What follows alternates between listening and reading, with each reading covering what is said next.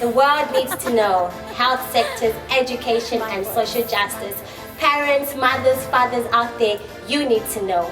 Hello world, my name is Regina Mary and welcome to another episode of My Voice Albinism, the New Era. Today in studio, the world needs to know. I have a dynamic group of beautiful guests, and guess what? I want to introduce them to you. They will do that for themselves. So ladies and gentlemen, help me welcome this dynamic, beautiful guest into the studio. The world needs to know. Welcome everybody. Hello. Welcome. You can use any entrance, left, right. Left, right. Welcome to my voice. Hi. I want to give everybody a hug. Why don't we just have a big hug, everybody? Hello, everybody. Hello. Welcome to my voice. Please Thank you. Thank you. Wow, this is the most amazing episode I could ever experience, because for the first time I won't just be the one doing the talking. Today I'll be doing the listening and the learning. So I hope you will join me as audience to make sure we learn. So to my amazing guests, I would love you to introduce yourselves to the camera, to the world, and tell the world why you're here. What's this topic about? What's the show today all about? We can start anywhere. Hi, my name is Lorraine Chuma. I'm a mother to a daughter. Her name is Hannah Chuma. She's 10 years old. Like Regina said, the world needs to know. We're here to speak to parents out there about things they need to know about raising a child with albinism. So thank you, Regina. Thank you for coming. Thank Hi you. everyone, my name is Affectionate Ngonya. I am a mother to Mina and Ngonya, not one who's next to me. I'm happy to be part of the show today. The world needs to know. We are here to speak about how we raise our children and what they want to know, how to deal with them in the space. Amazing. I'm excited. Hi, my name is Busi Siwe Mashaba. This is my son Spusiso Mashaba, and this is my daughter Elena Luna Mashaba. She's all over the show. Just forgive her, she's just being free. We are here to let the world know more about how we're living with our beautiful kids. Thank you. Amazing. So with that introduction, if you have been watching this show, you know it's all about informing you and getting you every information that you know. Albinism worldwide, there's so many stories, so many myths, so many discriminations. People are being killed, kids are being hidden, and we've got these amazing parents who have this beautiful children, I don't even have to tell you, to come here and share their story, but mostly educate you, the mother out there, the teacher, the doctor, the friend, and everybody out there that has an encounter with a child with albinism or the family at home, to let you know the journey, the middle, and how you decide the end. So, I would just like to, I would also love to know much and learn as well. So maybe we can start with just sharing about your life journey as mothers, and from the beginning, when, like, just would love to hear your stories from the hospital until today.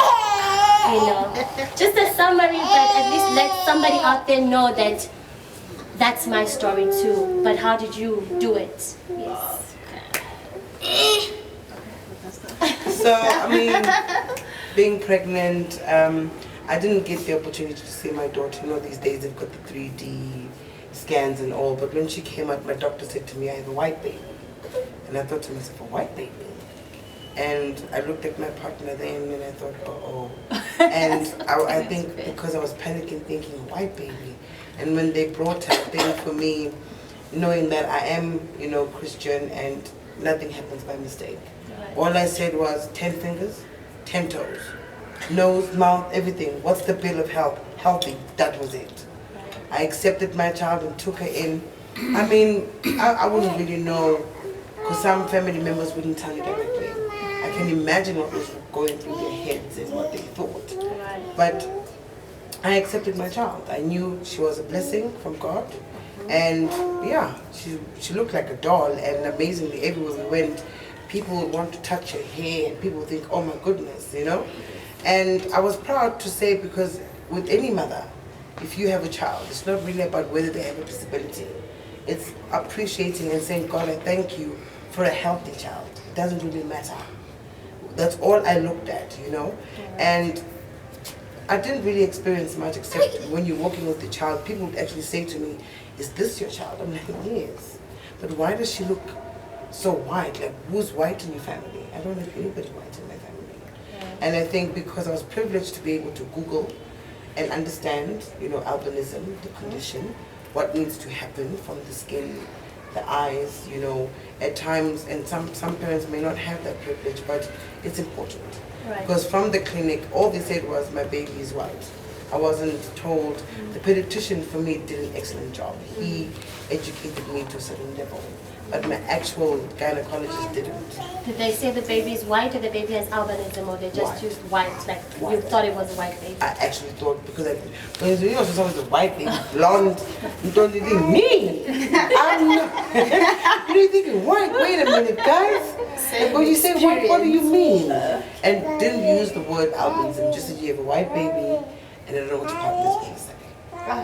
And I thought, oh, I must be extremely blessed to have a white baby, not knowing that, oh, he meant a child with albinism. And I think we can ignore it at times as parents, where we don't research or we take I'm just going to raise this child like any other child. Then you start seeing the skin, the eyesight, and certain things, and maybe some acknowledge it too late, but if you actually read about it or get someone to tell you about it. But I didn't get that from the hospital.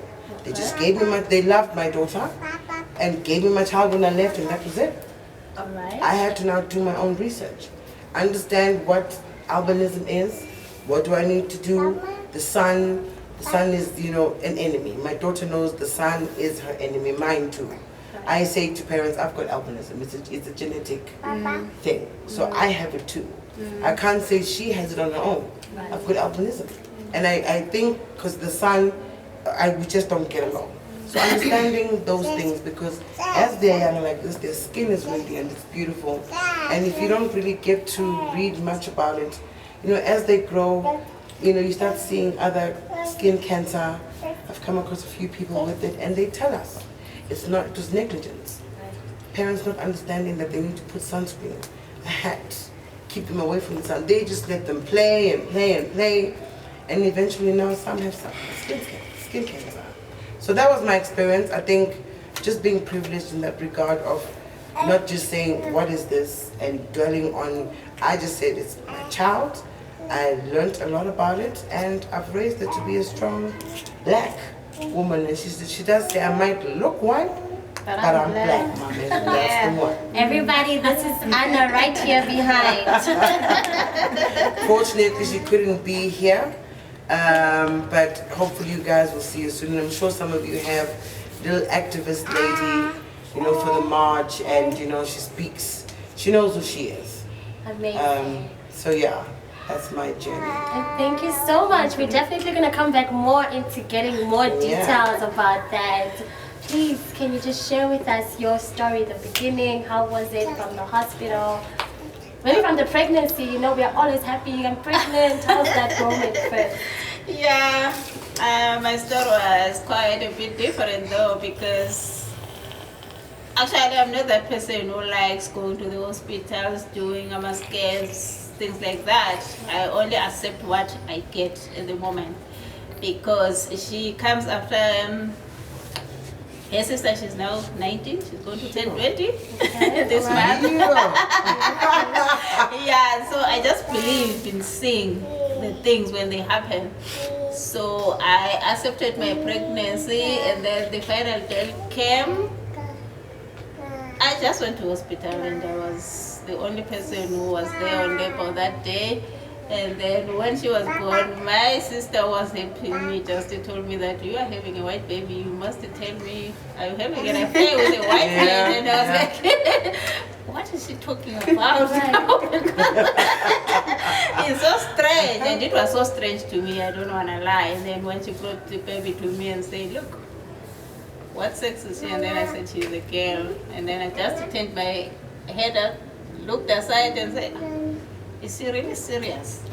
Because if there was other kids that day, I will say that maybe they've changed the baby. Right. They're giving me It's someone possible, else's yes, baby. yes, Yeah. possible. But that was a very different day because she was born around 5 o'clock p.m. We spent the whole night there. There was no baby delivered until the following day. They kept us until 12 o'clock in the afternoon. There was no baby delivered, and I was like, yeah, there is no tricky. This is my baby. Absolutely. There was no baby born that day on the 11th of March. Today is the 12th of March. There is no other baby. They have to discharge us because they are not having any babies delivered that day. So it was very difficult for me to accept it. But anyway, there was no other way. She was the only baby who was born that day. And yours. Yeah. And then when her father came, he just accepted the child. I was like, oh, I am the one who is having a problem. Her father doesn't have a problem because he accepted her as she is, and then we were delivered. But I was very lucky because the sisters, they advised me to go to Bara Hospital. They wrote a letter to me to be assisted there. And then when I got to Para, we were booked at the genetic clinic for advice and all that information about living with albinism, something like that. And then after that, I was referred to St. John's for eyes. So she started everything concerning people who live with albinism when she was 3 days old until now. It's alive. She is 8 years old now. Yeah. Wow, amazing. Wow. I didn't know there was that platform, but you can tell us more about that as we come back, the program that they gave you and the Yeah, assistance. yeah. That's a good clinic. Yes. Please tell us how the journey of this beautiful little boy. And you've got two. I've got two. So basically having to have two, it made life easy when I got the second one. Because already having the first one was very traumatic because you are not taught about these things, more especially if you don't have somebody at home that lives with albinism. The nurses came to the ward and they were like, "Sifuna mama kasbusiso." And then I raised my head and I was like, "Ngila," because the last time I saw my baby was when they were like, "Uyambona umlungu mfana," and that was it. So as they came to me, they were like, "Ay, this is check to right," and I'm like, "I'm right. When are you bringing the baby?" Because the last time I saw the baby was white. So they did bring the baby in, and then everybody in the ward was like looking, being kipela mehlo as if, hey, kunenkinga la. Because I don't know, I would say it's lack of information, and people tend to give you that look even now as he's grown. They will give you the look when you walk in the mall, when you are wherever you go. So they came in, it was the visiting hours. So it was the father and my mom, and the moment came. I was very scared, I don't want to lie. To be honest, you get to ask yourself questions even though you know that you didn't commit any adultery, you know what I'm saying? And then they came and I was like, before they could even ask me, I had to spill the beans because, I mean, before everybody came to the ward, like visitors, everybody was giving me an eye. So I thought, let me just spill the beans before they even asked me. So I did, and they were like, oh. And the father actually held him, and he was very happy. And look, the feedback that I got was amazing. They loved him, but my mom, because she was a clown. She used to make jokes about it, and she'd be like, she was very light in complexion, so she would make jokes about, you know, so that actually made life easy. And then I got to accept everything. But the question that I asked myself, even today, is that I was at the hospital couldn't there be anyone that could come to me and educate me and guide me to tell me, you know what, when you leave the hospital, this is what you do. Exactly. You go do that and that. This is how you treat the baby's skin and all of that. I had to be discharged and gather the information myself. I had to Google how to maintain his skin. Look, his skin is amazing because from day one I had to use the sun protection, the after sun. I had to ask people around. People living with albinism might think, oh, this woman is crazy, because I would stop them at the streets and ask, why is your skin so beautiful? What do you use? How can I maintain my sun skin? Because I was like, I need to take care of this child. I don't want to see him having blotches and all of that. I have to make sure that he's well taken care of. And the father's side was actually very supportive. He had his granddad that loved him. His grandma loved him the most. So he was well taken care of. Even now they love him. So the support that I got actually made me stronger, and it had built me up to be where I am today. So having the second one was like when I just gave birth to her, they were like in theater because she's a premature. They were like, and I was like, oh, she's the second one. You know, it was very easy, and then everything was like easy when she was born because I had the information from him, and it's actually amazing to have people with albinism. They are gorgeous, they are beautiful. It's a normal life living with them. It's just to take care of their skin and their eyes. That's it. There's no disability. There's no disability. Amazing. I'll say thank you on our behalf. Thank you. Thank you. You're welcome. All right. So I picked up that on all three, there's this, that when the child is born, the first thing the nurse says is the child is white.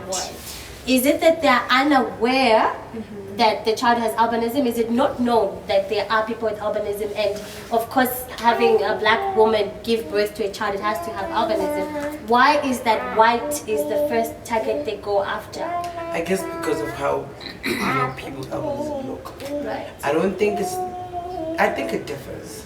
Some people are not as educated. It's hearsay, what they have heard or read, what they know. It's really, I think because the kids do look white, it's the first thing that comes to their mind. And then obviously how they then address them after that, it's not even albinism. And when I did albino or albino, they do understand that the sun, the head and the glasses, they actually do know. But I think they label it to they're disabled.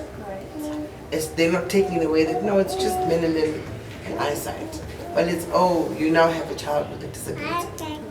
But they actually do know. Sunscreen, hat, eyes. You'll be even amazed. The normal person from the streets will tell you he's got a brother and they know how to do this and that. So I think they know. I think white umlungu is the easiest thing because it's the closest thing. So the nurses are aware of child once they're in contact with the child. I always ask myself that if a nurse would say uzele umlungu and just let you walk out of the hospital with a child that has albinism, walk away, I feel it's ignorance. Because if you go through, I don't know, that's what I assume. That's what if you go through the health education where you are in an institution to be a nurse, I think you get to be educated about albinism because it's not something that we know of now. It has been there. So nurses have got the information, they know about it, they're just being ignorant. Because if we are not all the same as to some other people do not have facilities of getting the information as to Googling and stuff like that. So other people are very confused when they get babies with albinism. They don't know where to go, they don't know where to start. look, to walk out of the hospital with the child that's living with albinism, going to your husband at home, he doesn't have the information. What's the first thing that you say to him? Because there's women out there, she comes home with this child and the man tells her, this is not my child, he's white, take the child where you got the child from. So that's where it's supposed to start. When you give birth to a child that's living with albinism, you have to be taught from the hospital that, look, this is what's happening. Because there's people that doesn't know anything about it. Look, there's rural areas where there's lack of information and people there are stereotyped. There's men who they don't want to know anything about it. They think albinism is a curse. So people need to know more about these things. That's why you find today our kids are being killed and stuff like that. Because it has to start from the hospitals itself. You know what I'm saying? Because not everybody is privileged to go for a 3D scan where they will know that the child is going to be born with albinism. You know, so even those tests, you know, they don't get done. You know, but how it is when normally you are told you are, you know, there's different diseases, there's pamphlets, there's information. But albinism seemingly seems to be one that actually doesn't have any information. It doesn't. And that's the advocation to say, can the government create pamphlets? Intervene. That you will find in clinics, pharmacies. When a parent has a child, they give documentation to say, read about it. Right. You know, because you don't know my Puma where. Exactly. Internet cafe, internet access, or, you know, a cell phone that says they can Google. But if they've got hand-printed information, then when they leave, not even just the parents, the whole family can read about it and they get to understand, oh, our niece, nephew, granddaughter, grandson, my son or my daughter has this particular thing. This is what it's all about. So I understand what Umam is saying that side. It's crucial, absolutely crucial from the clinic, not to wait, because now when the parent goes, the parent is gone. They don't know where the parent is going to. I would also say to maybe, you know, when we are pregnant, we go through neonatal visits, like we go to the clinics to get the information of how, like, the daily things that happens at the clinic. So I would say maybe if our government could maybe intervene while you're pregnant, going through the stage of getting tested and stuff like that, if the albinism education can also be included there. Absolutely. You know, just to prepare mothers, because we are not all the same. I mean, other mothers go through suicide stuff. You know, it's a lot. You meet other mothers who can't even do anything when they got these kids. You don't know what happens when I'm very, very. You know what? I don't know what to say. You've lived it, you understand. It's sad to get to know that there's mothers that doesn't get the information. You know, it's not every child that's privileged like Abosbusiso. Some of the children they get hidden. They don't go to school. They don't get the creams to be well taken care of. They don't put hats on. It's sad. Information has to be out there. And here you are sharing your voice, and mothers, parents, the teachers, hospitals are watching right now. So we heard about the hospital that was able to assist you from there. Which hospital is this and what did they do so that we could also have that? And did that help for you? Did it make things much better? So we know if that system is there but very small, we can expand it and have this as a global thing where when a mother gives birth, there's a DVD, there's a pamphlet in case they can't read or they don't have access to DVD, but there's a form of direction, right? So can we hear about that? Yeah, it's a clinic, full of clinic, which is in Soweto. Yeah, I think the other thing, it depends on the specialization when the doctors or the nurses or the sisters are trained, because they have a specialization in what they are training for. I think that's where the information is kind of left out, because there are a few of them who knows about albinism, how is it treated, how does it come to exist, and I was very lucky because when I gave birth to my daughter, there was this sister who was helping me. I think she had knowledge, I can say so, because she is the one who advised me that I have to go to the genetic clinic, which is located in Bara. And then there they make some bookings for you. They even encourage that if you come there, you have to come with some members of your family, so that you have to be given information on how to handle the child and how to make life easy for the baby as life goes on. And from there, that's when they advise you about taking care of the eyes, attending the program. There is a program at Baragwana Hospital where they give the creams, and sometimes you you find other people there. They kind of make some workshops. I went for this workshop at the genetic clinic at Bara, where I was given this information. Actually, they do give themselves time because you go there on appointment. It means per day they accommodate 15 people only.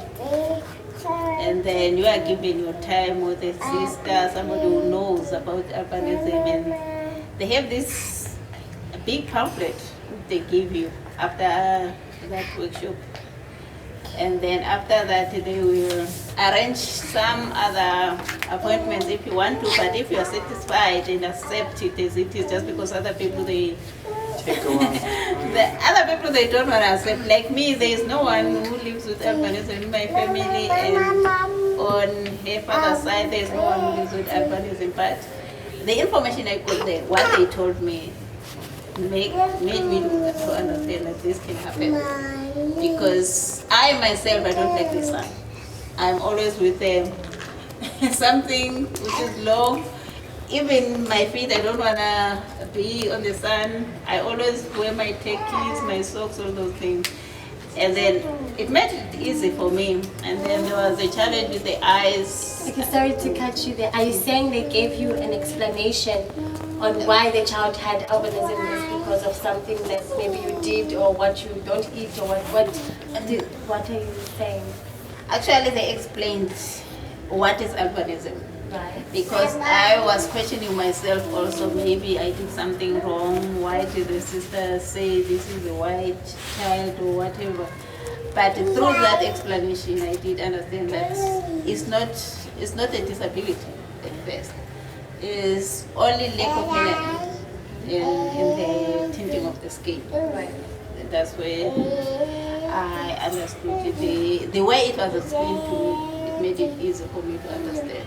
Right. Yeah. And then they said it affects people in different ways, especially when it comes to eyes. Some children, they have better eyesight, some is bad, some is average, all those things. Like my daughter, her eyesight changes every time. Yeah. So when I went to St. John's where I was referred, they checked and she was only 3 days old, yeah. And then she was told to come after 3 months. And then she was told to come after 6 months. That's when they started giving me glasses. Because the doctors told me that her eyesight is not very bright. She's going to have some problems with reading, especially reading. So from there she started attending the skin clinic, which is at Bara, and St. John, the treatment for eyes, because I have to take like now she goes after every 3 months to be given those drops. Right. And then she gets the glasses from Specsavers. But because her eyesight changes after every 3 months, I have to take her to the doctor. They have to check her, how is she now? Can she continue the glasses which we have now? Each and every time she is prescribed new glasses. Okay. Yeah. Wow, that's new. I think we are all learning something that's different because we don't all have that. So we have the hospitals, and then which needs more information as we shared here. So I'm sure when they watch this, they'll be able to say, okay, we don't do that. So now going back into the communities, you guys mentioned a lot, you know, it starts from the hospital, so there's a trigger already. Now you get home and it's the community, and we know how it's either you're part of the community and you want to keep up appearances, or you don't care. You know, so which is which? What happens when a woman comes home and then there goes the community? How does one go about that? Or how did you guys handle that? Well, coming home for me wasn't as bad because I guess it all depends on how also the family is. So if it's a family that's not held up in the past, or if it's a family that's not judgmental, they tend to understand and relate to your situation. So I have the best family. They welcomed me with open arms. I guess that also contributed to me being as free with my child. So the first time going to the clinic for his 3 days was the one now that was difficult, because then it's the first time you're on your own going to the clinic. You have to face the community now. So yes, you've got your child covered. You go to the clinic. As you open your child, everybody gives you the look. They start questioning you now. Umthathapi, umhlophe, ukhona umuntu so. Why amhlophe? Ubonile mawuyenza iscan ukuthi uzoba mhlophe. You get all these questions now. You know what? I'm a very open person. I would sit, answer those questions with a smile. Maru right? Yebo right. From day one, I was happy. The child was exposed. Everybody knew Spusi, so you would walk around, everybody would stop you. How's Spusi? So, and actually, you know what? He started talking at a very early months, so he would answer back. He was a very free child, and life was so easy, you know. So I didn't have that problem until he went to school. So, well, the community amongst us knew him, they liked him. It was just like that. So it wasn't difficult for me around my area and at home. I didn't get negativity. Yeah. Anything you'd like to share on the community? Because a lot of that is what affects the situation. You know, the people around, outside. Yeah, in my community, actually, I didn't have any problems. They were well accepting.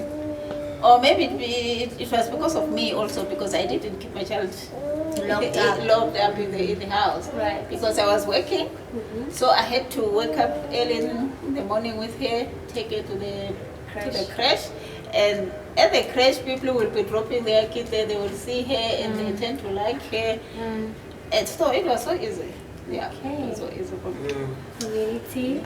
Look, I think, like, just to add on, maybe because of the areas which we are, and because you're a mom, acceptance, when they see you, how you've responded to your child, they follow I you. also followed. I was also blessed to have a very supportive family. My brother, my late brother, was awesome. You know, my granny, a lady called Gogo, she helped with henna. So, as I said earlier, you may never know what people were probably speaking behind closed doors. Right. Yeah. But the nice thing is they never said it to me directly. And to be honest, they never cared. Amazing. Okay. So how? Okay. Sorry. Communities, clinics, you have those who think they know better, who can tell you, I don't know if it's every child with albinism, but they tend to have this red thing here, mark here. Yeah. And I had one gentleman who wanted to advocate that my child was going to die because she has this red thing. Yeah. And they all have questions that they want to ask, and they ask it in such a manner of, shame, you know. But because, like you said, with a smile, and you answer them. And I never closed Hannah. She was one open child.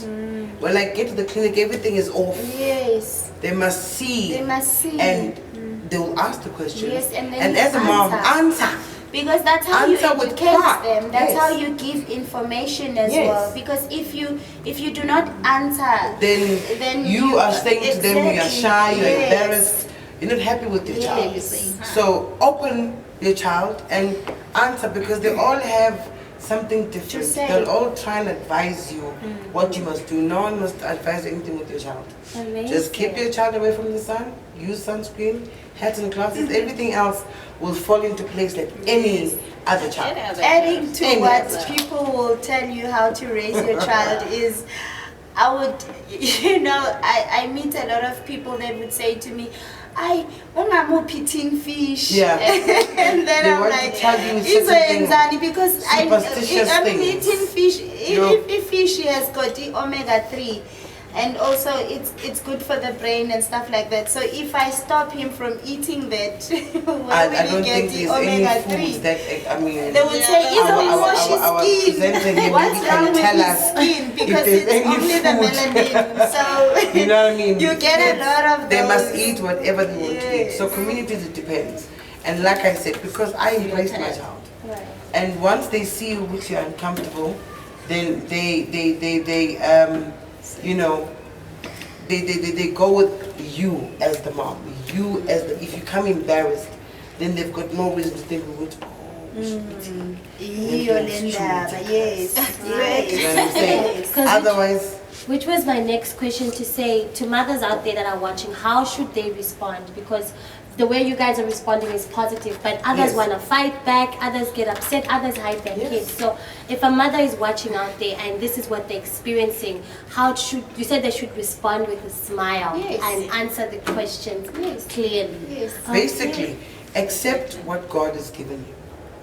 Accept. Accept. Once Without you accept, accepting, then life gets difficult. Because then you are not taking whatever you that have. you've been given. You know. Right. So if you accept what you have, the next person will accept. That's right. You know. And don't be shy to talk about. I know that, like you say, you go to a place and but oh yeah, when I love, bayahlupha. Yeah, that's what they And always some, say. I as a parent would say lava, Abobani. and immediately the reaction is, oh no, lava baba. So you're referring to my child as a lava. I'm immediately an activist, advocating and educating. Yes, I'm going to pull my face. Because when you say laba, you're talking about my child. Uhana is her name, not laba. Oh, abantwana, children. Don't segregate and separate. You have at Johannesburg Hospital right now. I had even the wording that they use. Oh, yeah, laba albino or laba bamhlophe or labantwana. And you first have to calm down, because when you immediately react, ulwa, it's like you've got something bitter Yes. about having a child with albinism. No. You've got to calm down and educate and say, well, I don't understand why you're referring to my child as Laba, because she's just like any other child. Right. Then they're eager to listen. Then they want to know, oh, okay. Because they're seeing you're reacting immediately to say, well, let me educate you.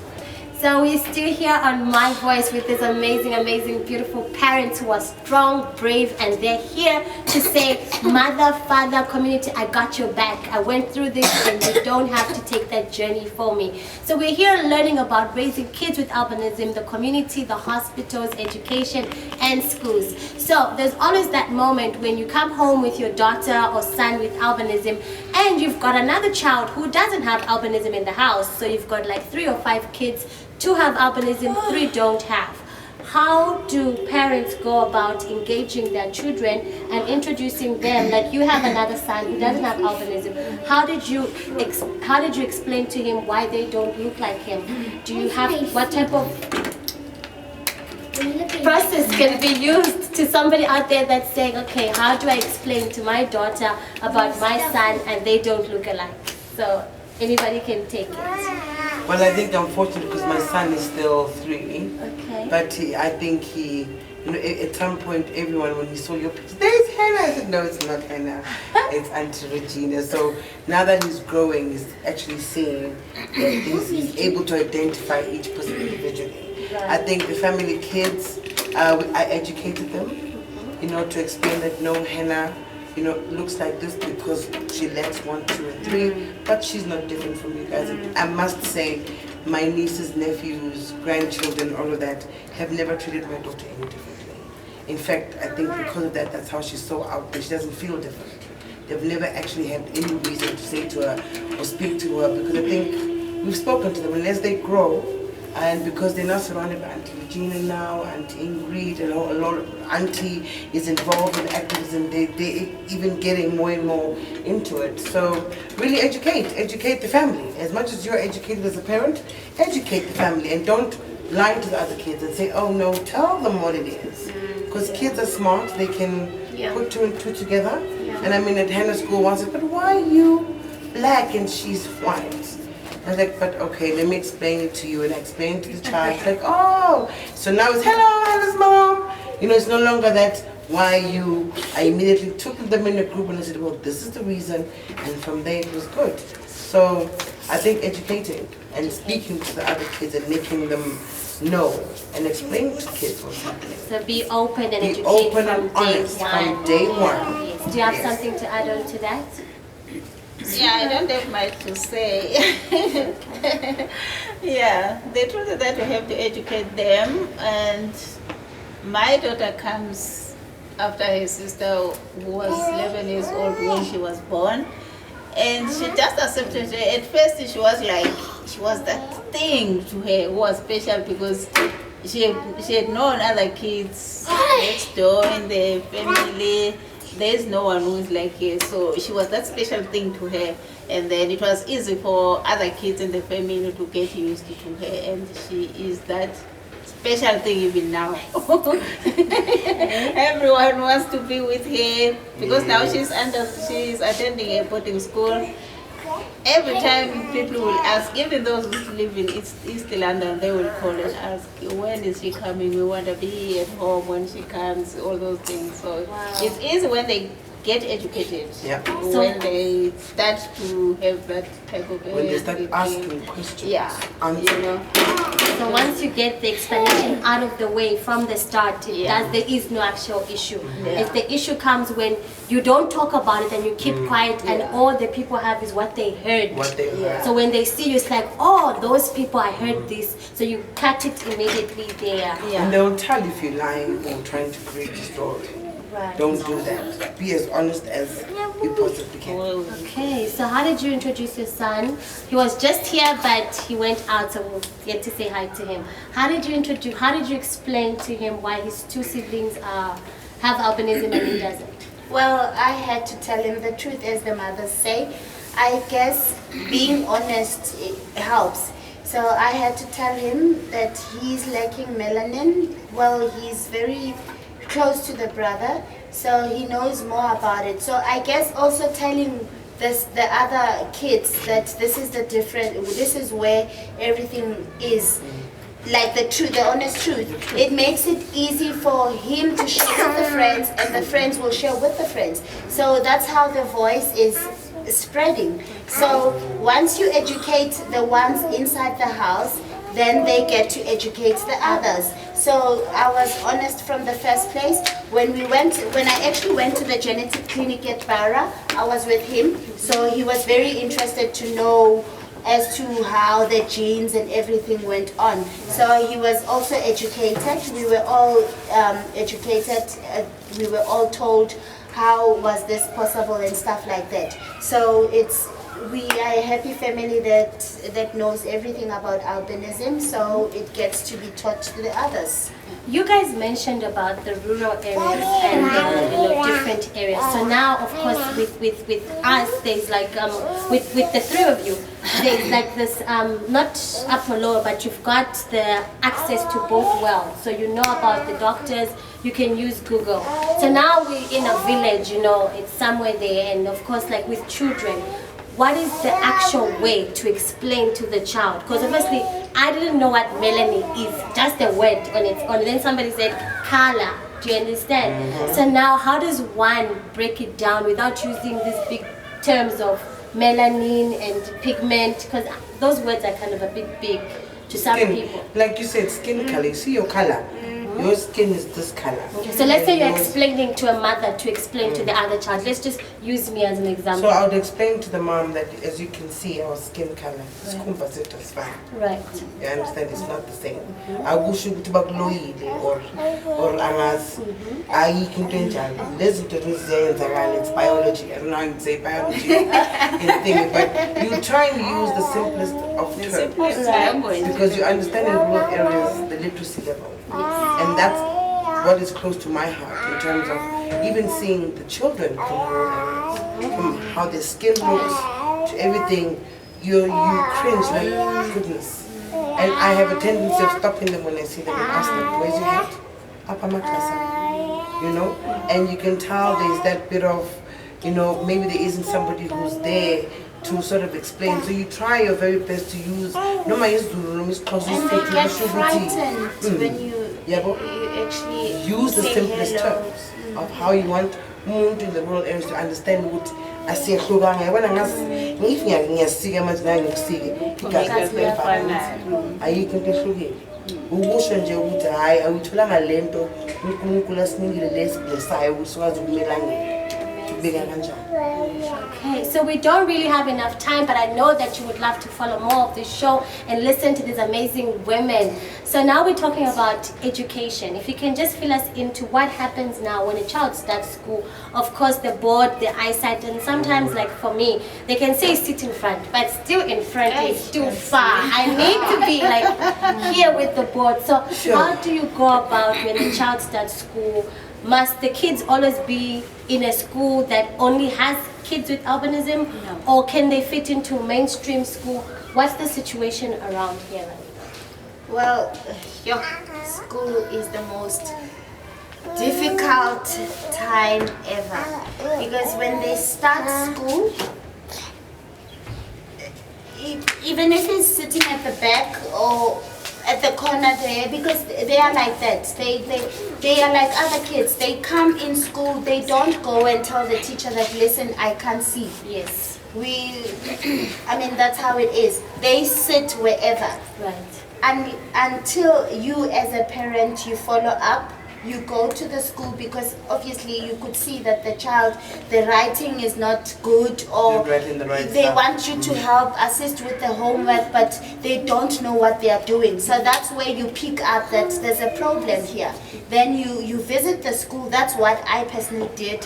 You visit the school, you try and find out what's happening in class. Is my child performing well? You have to be friends with the teacher. You have to follow up as to what's happening at school because you have to go and educate in class because I don't know if it's lack of information again there. You have to educate them, tell them that my child has to sit in front. There was a teacher, I don't remember, what was that teacher's name, where she used to at least assist on the board for you to be able to see bigger by writing. She used to write down stuff for him, especially for him to be able to at least answer the questions that she would write on board for the other kids because he cannot see on the board. Right. Even though he's sitting in front, he cannot see. He still has to be assisted as to be, maybe if it's a spelling in class, the spelling has to be called out for him. It has to be a vocal thing for him because his eyesight is very weak. So I had to follow up. I had to go to the school with the people living with albinism to teach more about albinism. So the teachers were now informed. They started having the interest. Unfortunately, my son was the only one living with albinism in that school, so it was a bit difficult for him. He faced bullying by other kids. And I had to follow up. I had to make sure that they were taught about his melanin and stuff like that, because you know what, kids can bully you. Kids can bully an elderly person. So it was very difficult for him. You know, there was a point whereby he didn't want to go to school because he couldn't face them. So he was called names until you you go to the school and teach more, and they were called at the assembly to be taught about albinism, really? then it was better for him. Because I had to take a step, because I'm a parent. I wanted my child to participate. I wanted my child to get the education that the other kids are getting. I mean, not every parent is fortunate to have the money to take their kids to private schools. Right. So I had to pave the way for other kids that's coming after him. For the teachers to know more about albinism, for the teachers to understand these kids, because not every teacher knows that a child with albinism has to put his glasses on, he has to sit in front, you have to be vocal so that he understands what's happening in class. Right. So that's what I did. Yeah. So you're also saying that as long as a parent gets involved, the child will have at least an easier experience, or has it been different for the two of you? Yeah, a parent has to be involved, because it's the same like in the clinics. Like So parents must know that the Department of Education is actually advocating to make, people with albinism's experience at schools acceptable. So any situation, for example, mom will decide in terms of her son, we need to get the right documentation, font sizes, mainstream schools. I'm advocating for them to accommodate children with albinism because they're smart like any other child. So we're at that point with my daughter's school. She's excited, exams are going well because everything is just bigger, better and brighter. So that's what we're advocating for. So know that the Department of Education is there to help. If you need help, that's why I'm here, that's why we're here, to make that difference for the parents. Thank you so much. Unfortunately, we've come to the end of our show. We would love to go on and talk about this every single time because it's interesting, but then we have to cut for time. So if you are a parent, you're a doctor, you are a teacher, you've been watching this program and you want to inform us, you want to ask questions, please contact us on My Voice, Albinism, The New Era. If the people out there have seen the show and they're like, guys, I want to talk to you, how can they reach you? Are you okay with giving your personal numbers, or can we use one number which one person can contact and they get to hear your voices in person? Are you willing to be that mother for that? I am that mother already. Okay, great. So we are available. We are available, yes. please just share. We Are People is a new foundation coming up to assist parents. Already this is the beginning of it.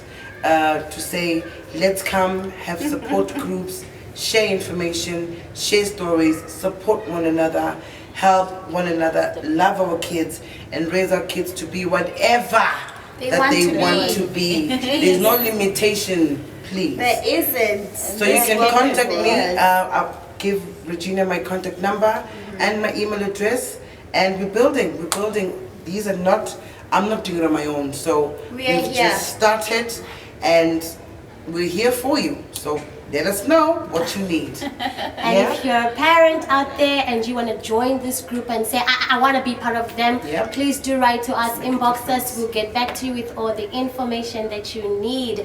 And this particular episode is going to be on DVD. So if you are far away out of somewhere and you want a copy of My Voice, please write to us and let us know, I want that. So yes, until next time with My Voice. Thank you, bye-bye. Wait. I need to have them close with me. Ready? Right? Would you like to close with me? So we're going to just do a close, introduce ourselves, and we say bye. Are you ready? So hi, my name is Regina Mary. And my name is Mrs. Somasal. Yes. And we are on My Voice. Yes, until next time, it's bye. Thank you. My Voice. My Voice.